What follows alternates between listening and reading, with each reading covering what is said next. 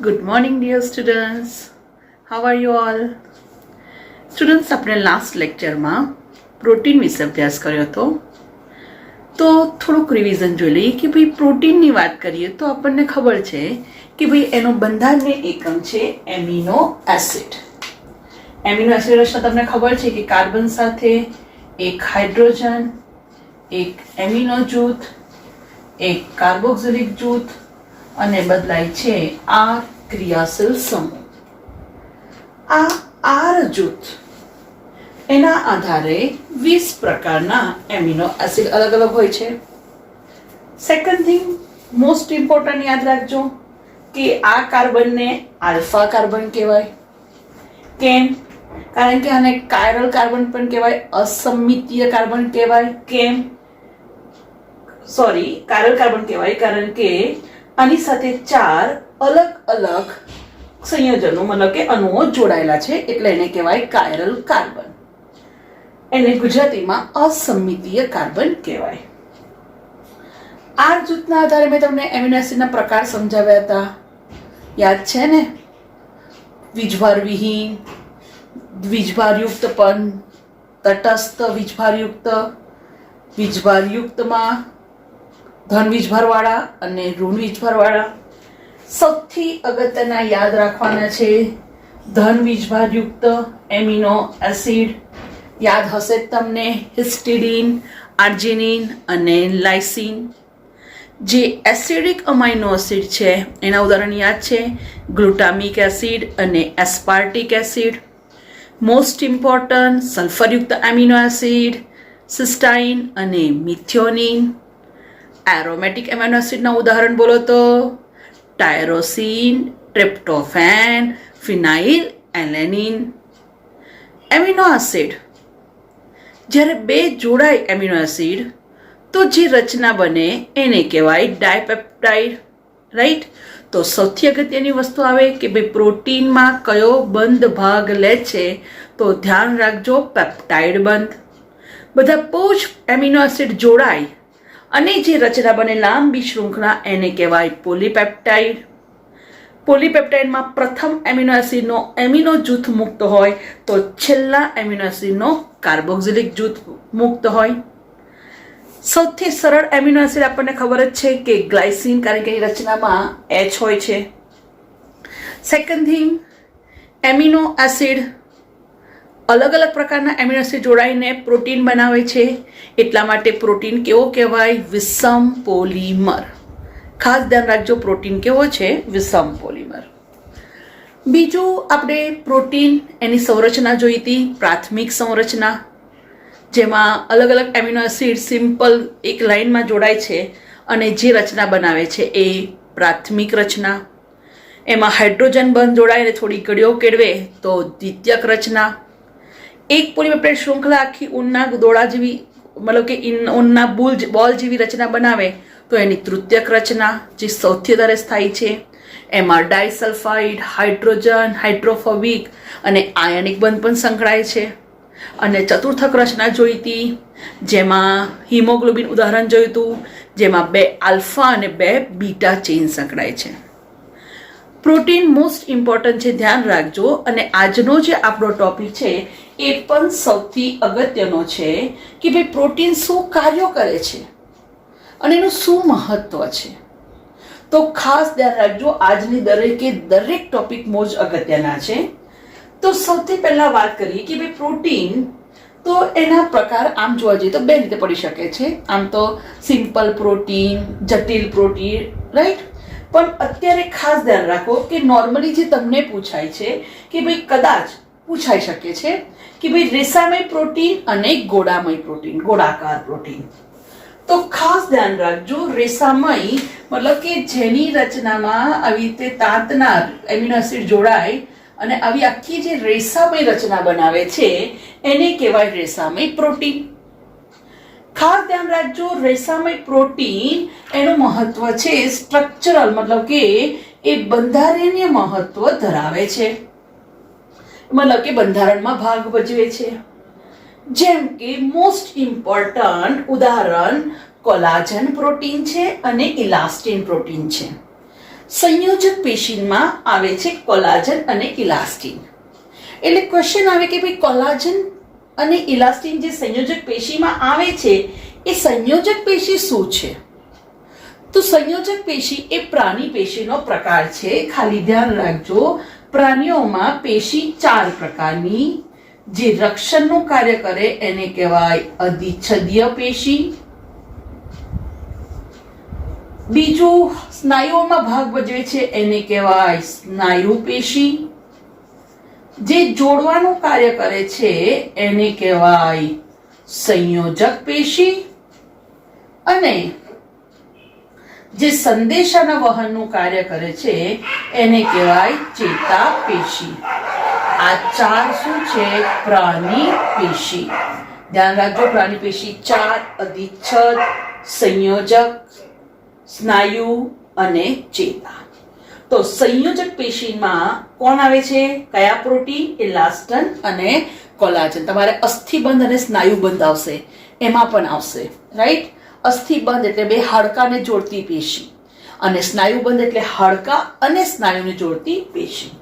તો સૌથી પહેલો ઇમ્પોર્ટન્ટ ક્વેશ્ચન, પ્રાણી સૃષ્ટિમાં પ્રભાવી પ્રોટીન કયું? તો ધ્યાન રાખજો, કોલાજન. મોસ્ટ ઇમ્પોર્ટન્ટ ક્વેશ્ચન, પ્રાણી સૃષ્ટિમાં પ્રભાવી પ્રોટીન.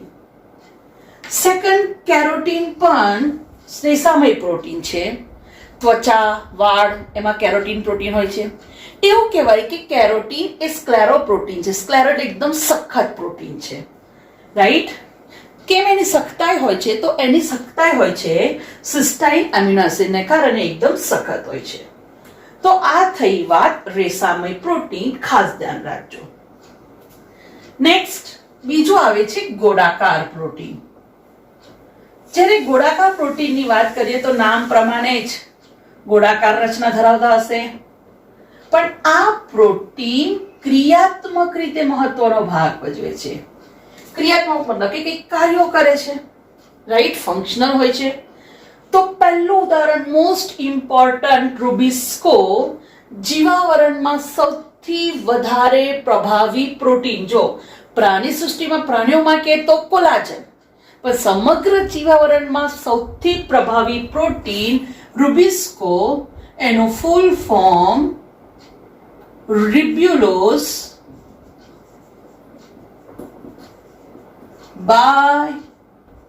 બાયફોસ્ફેટ કાર્બોક્સાઇલેઝ. રિબ્યુલોસ બાયફોસ્ફેટ કાર્બોક્સાઇલેઝ, અને એમાં એને ઓક્સિજનેસ પણ લખાય છે. તો મોસ્ટ ઇમ્પોર્ટન્ટ, રૂબિસ્કોનો ફૂલ ફોર્મ યાદ રાખજો, રિબ્યુલોસ બાયફોસ્ફેટ કાર્બોક્સાઇલેઝ, રૂબિસ્કો. મોસ્ટ ઇમ્પોર્ટન્ટ, જ્યારે આપણે વનસ્પતિમાં પ્રકાશ શ્વસન શીખીશું તો પ્રકાશ શ્વસનમાં કેલ્વિન ચક્ર અને બીજું એક આવે છે, પ્રક્રિયાનું નામ જ પ્રકાશ શ્વસન. તો પ્રકાશ સંશ્લેષણની કેલ્વિન ચક્ર અને બીજી એક પ્રક્રિયા પ્રકાશ શ્વસન, આ બંનેમાં આ રૂબિસ્કો ઉત્સેચક ખાસ ભાગ ભજવે છે. કારણ કે કેલ્વિન ચક્ર હું તમને શીખવાડીશ આગળ, કે જેના દ્વારા વનસ્પતિ પ્રકાશ સંશ્લેષણની ક્રિયાને અંતે ગ્લુકોઝનું નિર્માણ કરે છે. તો જો વનસ્પતિ ગ્લુકોઝ ના બનાવે તો આપણને પણ ખોરાક મળે નહીં. અને એટલા માટે જીવાવરણમાં સૌથી પ્રભાવી પ્રોટીન કોણ કીધું? રૂબિસ્કો. કારણ કે રૂબિસ્કોની હાજરીમાં કેલ્વિન ચક્ર થાય છે અને ખોરાક બને છે. અને પ્રકાશ શ્વસન, જો પ્રકાશ સંશ્લેષણ અલગ અને પ્રકાશ શ્વસન અલગ. હું જ્યારે એમ કહું કે ભાઈ પ્રકાશ સંશ્લેષણ, તો પ્રકાશ સંશ્લેષણમાં CO2 અને H2O નો ઉપયોગ થાય અને બને C6H12O6, રાઈટ? વનસ્પતિ જે ખોરાક બનાવે છે. પણ પ્રકાશ સંશ્લેષણની ક્રિયામાં મોસ્ટ ઇમ્પોર્ટન્ટ તમને ખબર હશે કે ભાઈ શું મુક્ત થાય? ઓક્સિજન. પણ પ્રકાશ શ્વસનમાં વનસ્પતિ ઓક્સિજનનો ઉપયોગ કરે. ધ્યાન રાખજો, બરાબર? તો આ થઈ વાત રૂબિસ્કોની. સેમ એવું જ ગોળાકાર પ્રોટીનનું ઉદાહરણ છે આલ્બ્યુમિન, એગ આલ્બ્યુમિન, ઓ આલ્બ્યુમિન, રાઈટ, પ્રોટીન છે. અને ત્રીજું ઉદાહરણ છે histone protein. Most important DNA, એનું ફૂલ ફોર્મ આપણને ખબર છે, ડીઓક્સી રિબોઝ ન્યુક્લિક એસિડ. તો ધ્યાન રાખજો, આ જે ડીએનએ છે એ એસિડિક હોય નેચર વાઇઝ, અને એની આસપાસ મતલબ કે એકચ્યુઅલી રંગસૂત્ર કેવી રીતે બને છે, તો હિસ્ટોન પ્રોટીનની આસપાસ ડીએનએ જોડાય છે. તો આ જે હિસ્ટોન પ્રોટીન છે ગોળ બોલ જેવા હોય છે. હિસ્ટોન પ્રોટીન કોને કહેવાય, તો ખાસ ધ્યાન રાખજો કે જે પ્રોટીનની રચનામાં લાઇસિન અને અથવા આર્જિનિન એમિનો એસિડ હોય. જે પ્રોટીનની રચનામાં લાઇસિન અને આર્જિનિન, કાં તો એકલું લાઇસિન કાં તો એકલો આર્જિનિન એમિનો એસિડ હોય, એને કહેવાય હિસ્ટોન પ્રોટીન. તો હવે તમને ખબર છે કે હિસ્ટિડીન, આર્જિનિન, લાઇસિન એ કેવા એમિનો એસિડ છે, બેઝિક. તો હિસ્ટોન પ્રોટીન કેવો થયો, બેઝિક. ખ્યાલ આવી ગયો? તો ઓટોમેટિક ખબર પડી ગઈ ડીએનએ કેવો હશે, એસિડિક, રાઈટ? ઓકે. તો હિસ્ટોન પ્રોટીન ધ્યાન રાખજો, એના વચ્ચેમાં કયા એમિનો એસિડ હોય, લાઇસિન અને આર્જિનિન. ઓકે. તો રૂબિસ્કો, કોલાજન, હિસ્ટોન પ્રોટીન ખાસ યાદ રાખજો. હવે થોડું આગળ જઈએ કે ભાઈ બીજા પ્રોટીન કેવી રીતે મહત્વના ભાગ ભજવે છે. તો ધ્યાનથી સાંભળજો, બધી જ વસ્તુ ક્યાંક ને ક્યાંક આગળ કામ લાગશે. તો જેમ કે સૌથી પહેલું પ્રોટીનનું મહત્વ મેલેનિન, જે ત્વચાના રંગ માટે જવાબદાર છે. બીજું મોસ્ટ ઇમ્પોર્ટન્ટ તમારી બુકમાં છે અને લાસ્ટ યર નીટમાં પૂછાયેલો ક્વેશ્ચન છે, ખાસ ધ્યાન રાખજો, GLUT4, જેને કહેવાય ગ્લુકોઝ ટ્રાન્સપોર્ટર 4, જે ગ્લુકોઝના વહન કરવામાં મદદ કરે છે, that is glucose transporter, GLUT4, right? Next ધ્યાન રાખજો કે કેટલાક પ્રોટીન સારા તરીકે વર્તે છે, મોસ્ટ ઇમ્પોર્ટન્ટ ઉત્સેચકો તરીકે. દિગ્મામાં આટલું તો ફિટ કરી જ દેવાનું કે મોટા ભાગના ઉત્સેચકો પ્રોટીનના બનેલા છે અને કેટલાક અંતઃસ્ત્રાવો પણ પ્રોટીનના બનેલા છે. જેમ કે ઉત્સેચકોમાં હું તમને એક ઉદાહરણ કહું છું કે ભાઈ પેપ્સિન. તો જે પેપ્સિન છે એનું સક્રિય સ્વરૂપ થશે પેપ્સિનોજન, અને આ પેપ્સિનોજન જઠરમાં શું કાર્ય કરે, ખોરાકનું પાચન કરે છે. જે રાસાયણિક ક્રિયાઓને ઝડપથી કોણ ફેરવે છે, રૂપાંતરિત કરે છે, ઉત્સેચકો. તો ધ્યાન રાખજો. નેક્સ્ટ મહત્વ છે અંતઃસ્ત્રાવો. અંતઃસ્ત્રાવો પણ પ્રોટીનના બનેલા હોય છે, પણ કયા અંતઃસ્ત્રાવો? બધા જ અંતઃસ્ત્રાવો ના, કારણ કે કેટલાક અંતઃસ્ત્રાવો સ્ટેરોઇડ, લિપિડ પણ હોય છે, કેટલાક બાયોજેનિક એમાઇન્સ પણ હોય છે. તો સ્ટેરોઇડ અંતઃસ્ત્રાવો કઈ ગ્રંથિ? તો પિટ્યુટરી, પેરાથાઇરોઇડ અને સ્વાદુપિંડ ગ્રંથિ.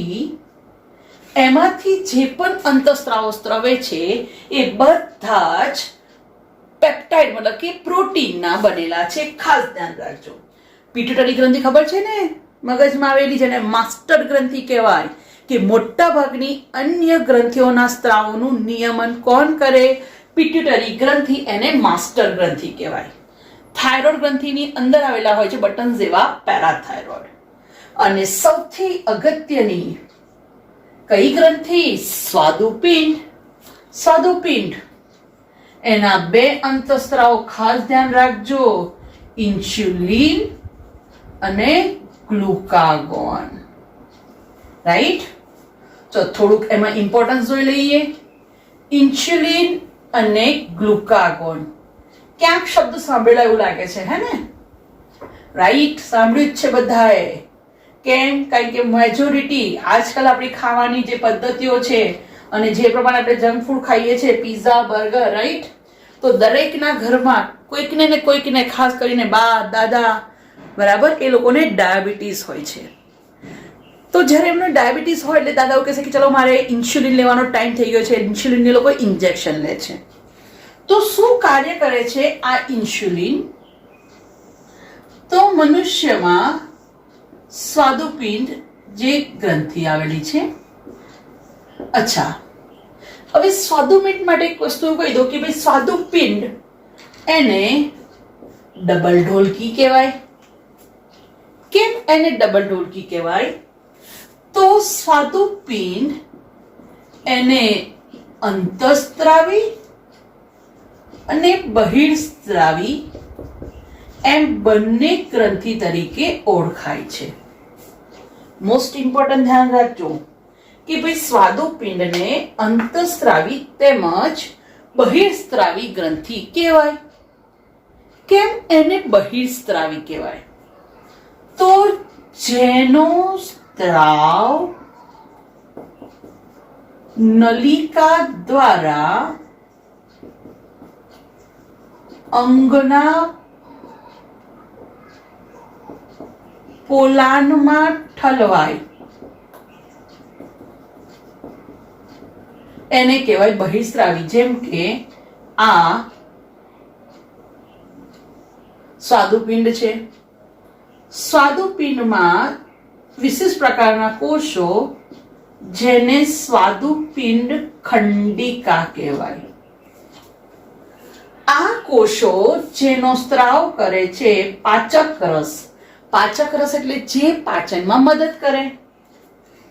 આ પાચક રસ જેને કહેવાય સ્વાદુરસ.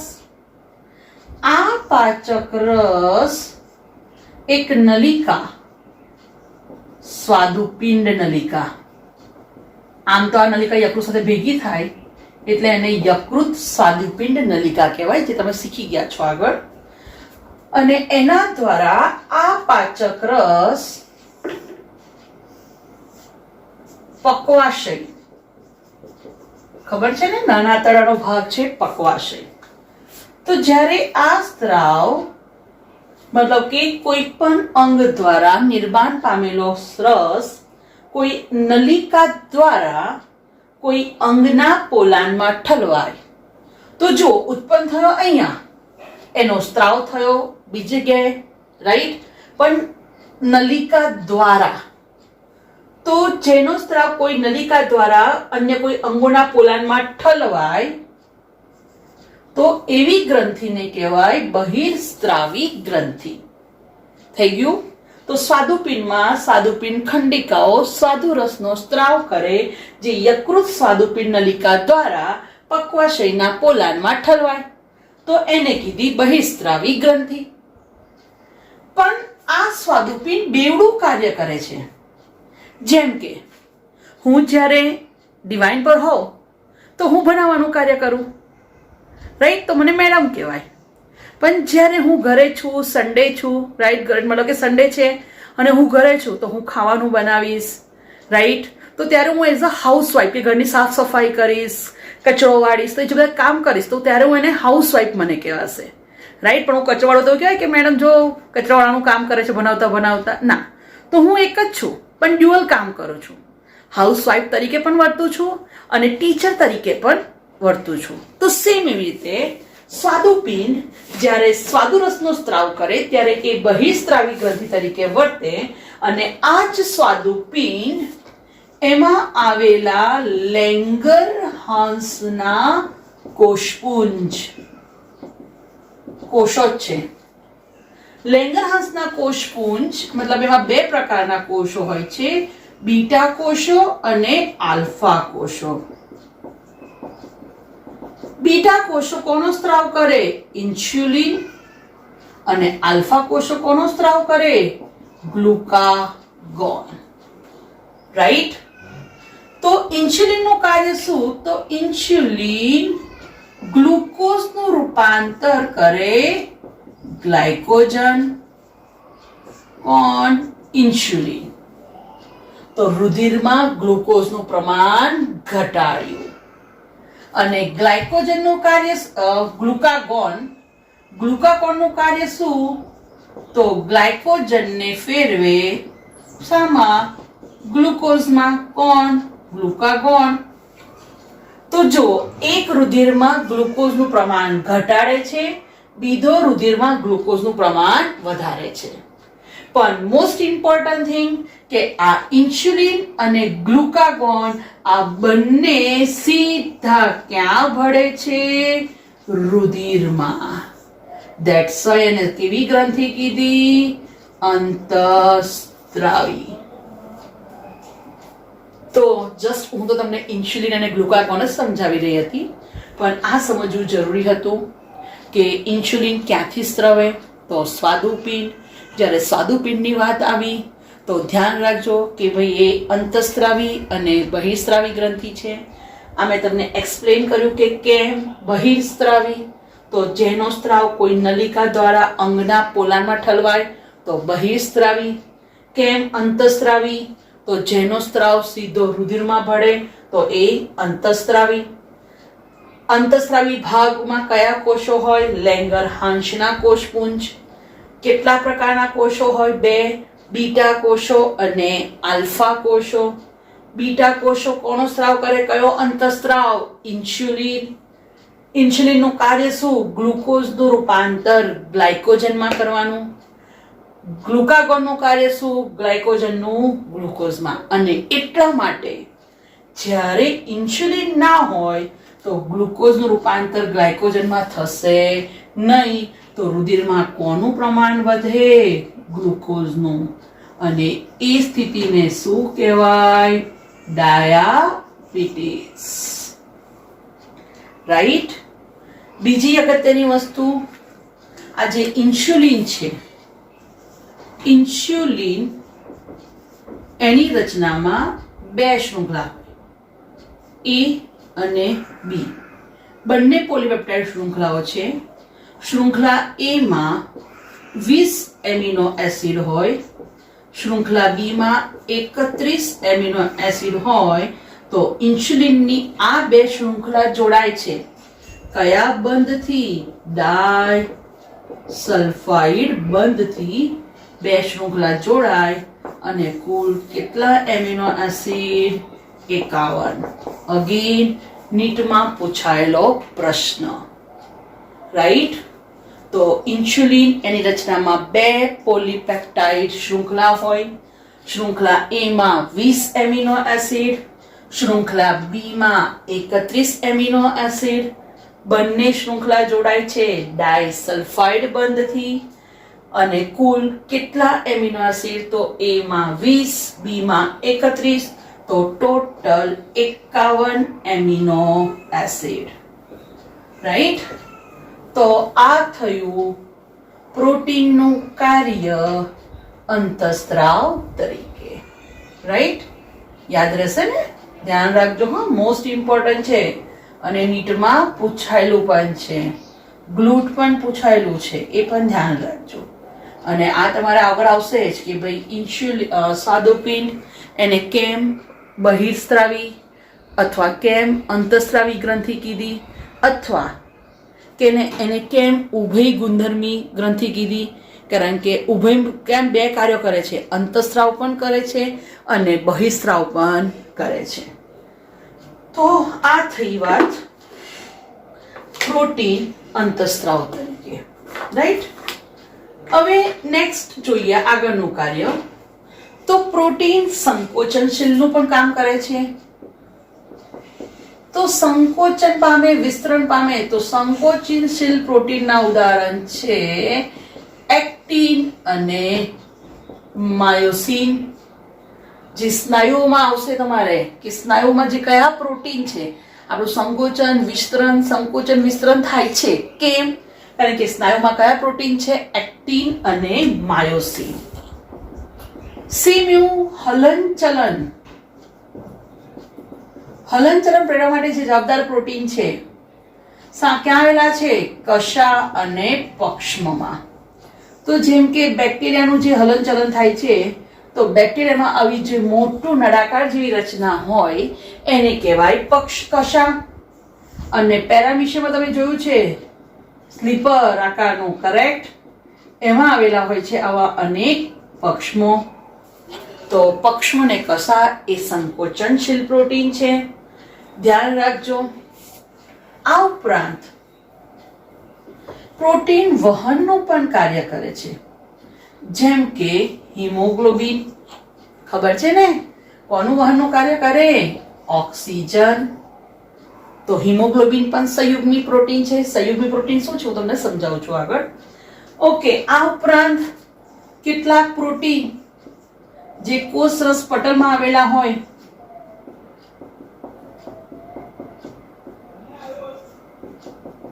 તો જેમ કે સોડિયમ, પોટેશિયમ પંપ, તો એ પણ શાના બનેલા છે? પ્રોટીનના. મોસ્ટ ઇમ્પોર્ટન્ટ, સૌથી અગત્યનું પ્રોટીન પ્રતિકારકતા આપે છે, જેને કહેવાય આઈજી, that is ઇમ્યુનોગ્લોબ્યુલિન, અથવા જેને આપણે કહીએ છીએ એન્ટીબોડી. મોસ્ટ ઇમ્પોર્ટન્ટ ઇમ્યુનોગ્લોબ્યુલિન એ પ્રોટીન છે. એટલે ક્વેશ્ચન આવે કે આ ઇમ્યુનોગ્લોબ્યુલિન શું છે કે જેને આપણે એન્ટીબોડી કહીએ છીએ? તો ખાસ ધ્યાન રાખજો કે આપણા શરીરમાં બહારથી જે પણ બેક્ટેરિયા, વાયરસ જે બધું દાખલ થાય આપણા શરીરમાં કે જે આપણા શરીરમાં રોગ પેદા કરે છે એને કહેવાય એન્ટીજન. શું કહેવાય એને? એન્ટીજન. હવે ધારો કે મેં આજે પાણીપુરી ખાધી તો એવું થાય છે કે બીજા દિવસ મેડમ મરી ગયા? ના. અત્યારે હું જ્યારે બોલી રહી છું, શ્વાસ લઈ છું, તો કેટલા બધા બેક્ટેરિયા વાતાવરણમાં હશે જે મારા શ્વાસમાં જઈ રહ્યા છે, તેમ છતાં પણ હું કાલે લેક્ચર લેવા આવીશ, રાઈટ? તો કેમ આવું થાય છે? તો આપણા શરીરમાં અત્યારે જે નોર્મલી જ્યારે પણ કોઈ પણ સૂક્ષ્મજીવ આપણા શરીરમાં દાખલ થાય, આપણી બોડી બોલાતી નથી આજા આજા, એવું નથી કહેતી, રાઈટ? પણ તેમ છતાં પણ શ્વસન માર્ગ, મુખ દ્વારા, ઘણા બધા માર્ગો દ્વારા આવા સૂક્ષ્મજીવો આપણા શરીરમાં પ્રવેશે છે. તો આપણું શરીર પણ લડવા માટે તૈયાર છે. ડિશમ ડિશમ ડિશમ ડિશમ. જસ્ટ લાઈક તમે સાંભળ્યું હશે કે અત્યારે જે કોરોના ચાલી રહ્યું છે તો ઘણા બધા લેખો આવે છે કે ભાઈ કોરોના જેમાં રોગ પ્રતિકારક શક્તિ નબળી પડી જાય છે અને એ રોગ પ્રતિકારક શક્તિને વધારે પ્રેરવા માટે ઉકાળો પીવો, જેમાં હળદર, તુલસી, ફુદીનો, અજમો, ગોળ, રાઈટ, આવું બધું નાખીને, સૂંઠ, ગંઠોડા, તો એ જે ઉકાળો બનાવો છો એ ઉકાળો પીવાથી તમારું પ્રતિકારક તંત્ર વધારે સક્રિય થાય છે. તો આ પ્રતિકારક તંત્ર શું છે?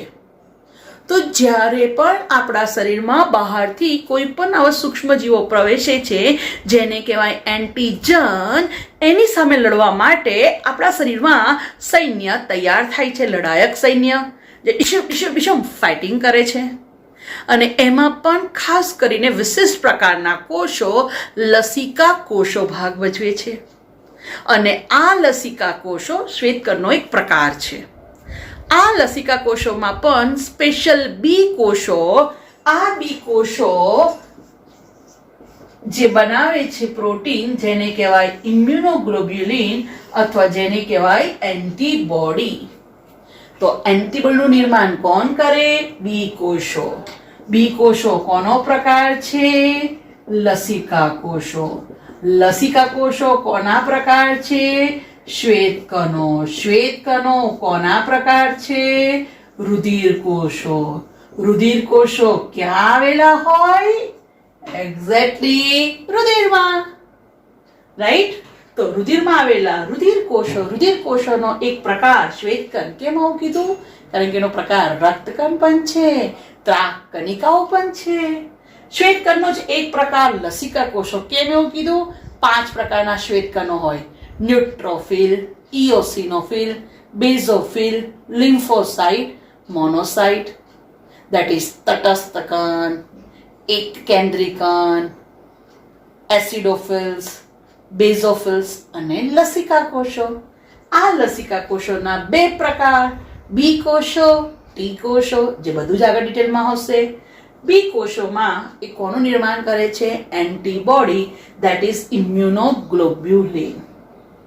અને આ ઇમ્યુનોગ્લોબ્યુલિન પ્રતિકારકતા આપે છે. ધ્યાન રાખજો.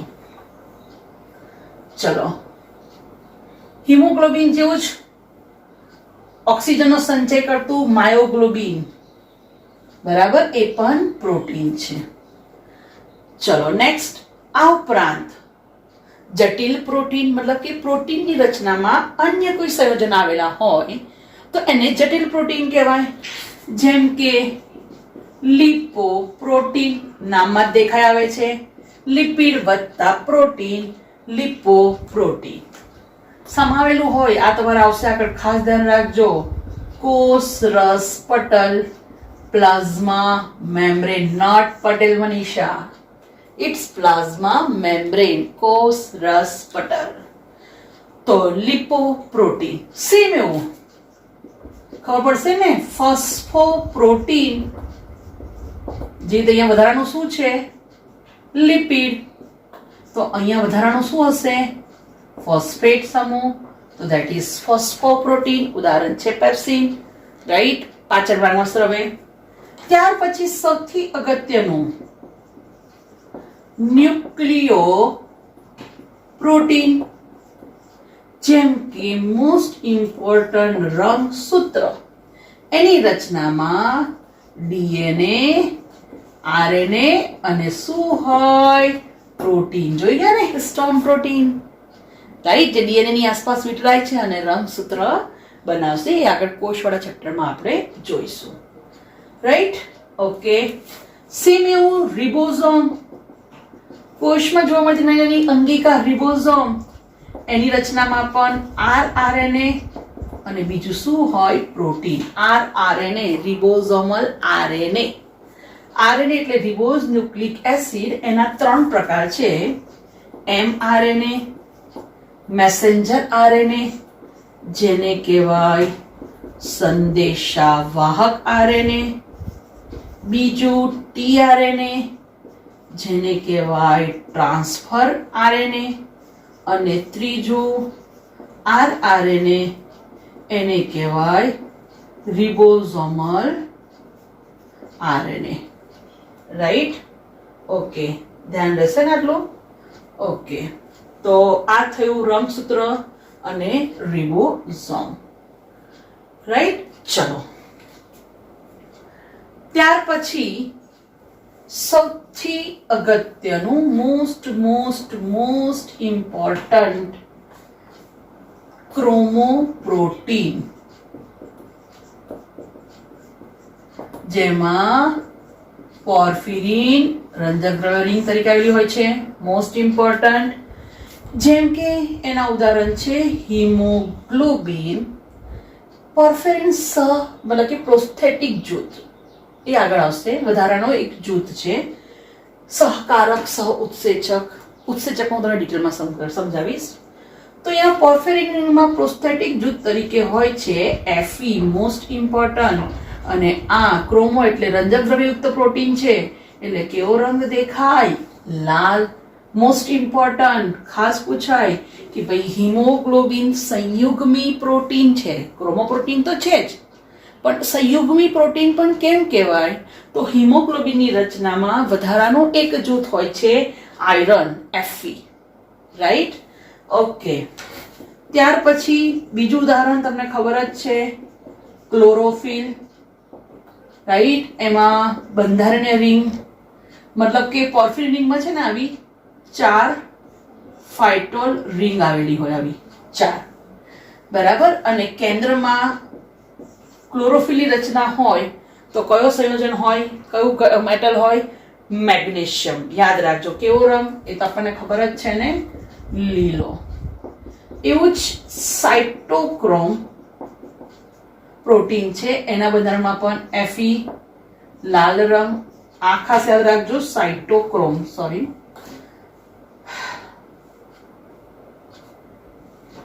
સાઇટોક્રોમ. અને આવું જ એક મસ્ત ઇમ્પોર્ટન્ટ ઉદાહરણ હિમોસાઇનિન. મોસ્ટ ઇમ્પોર્ટન્ટ કોપર હોય ને રંગ કેવો હોય? ભૂરો. હિમોસાઇનિન જેવી રીતે આપણામાં શ્વસન રંજક દ્રવ્ય તરીકે હિમોગ્લોબિન છે કે જે O2 CO2 નું વહન કરે છે, એવી જ રીતે વંદામાં શું હોય? હિમોસાઇનિન. અને હિમોસાઇનિન એનો રંગ કેવો હોય છે? ભૂરો. કોના કારણે? કોપરના કારણે. ખ્યાલ આવી ગયો? રાઈટ. આ ઉપરાંત બીજું અગત્યનું ધ્યાન રાખજો, મોસ્ટ ઇમ્પોર્ટન્ટ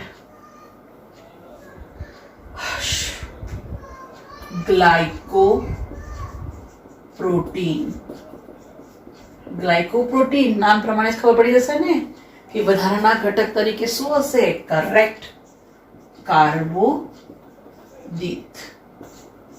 મોસ્ટ ઇમ્પોર્ટન્ટ યાદ રાખજો, ગ્લાયકોપ્રોટીન.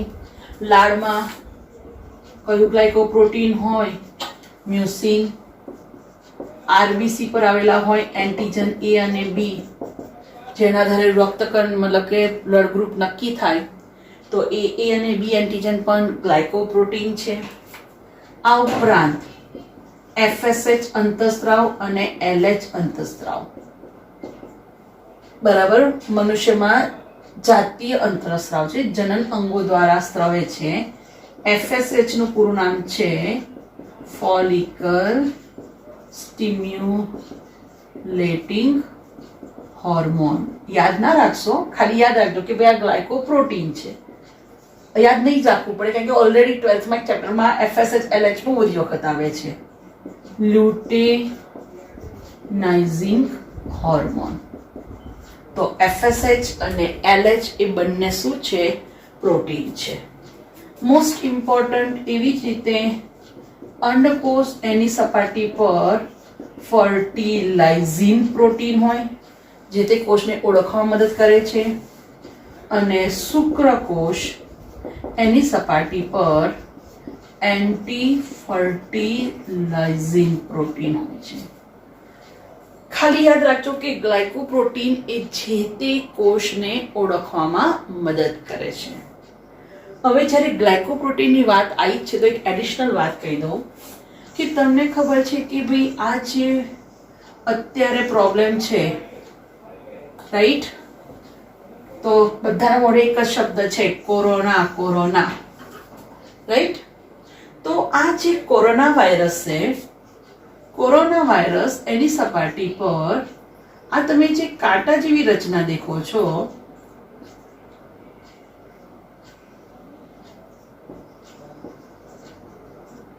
આ કાંટા જેવી રચના ગ્લાયકોપ્રોટીનની બનેલી હોય છે. અને આ ગ્લાયકોપ્રોટીન એને સહેલાઈથી મનુષ્યના શ્વસન તંત્રમાં પ્રવેશવામાં મદદ કરે છે. રાઈટ. તો આજનો એક હોમવર્ક આપું. કોરોનાની વાત નીકળી છે તો COVID-19 એનું ફૂલ ફોર્મ શું છે અને ખાલી આમાં જનીન દ્રવ્ય તરીકે શું હોય એટલું જાણી લાવજો. અને જો આવડે તો મને હોમવર્કમાં વોટ્સઅપ કરજો. રાઈટ. તો આ બહુ જ ઇમ્પોર્ટન્ટ લેક્ચર હતું. અહીંયા આપણું પ્રોટીન હવે લગભગ પૂરું થશે. સ્ટુડન્ટ્સ, જે પ્રમાણે લેક્ચર લઉં છું એ પ્રમાણે નોટ્સ બનાવજો. કંઈ પણ ડાઉટ્સ હોય તો પૂછજો. બરાબર. અને MCQની શીટ્સ તમને મળતી રહેશે તો એ પ્રમાણે પ્રેક્ટિસ કરજો. રાઈટ. Okay, thank you.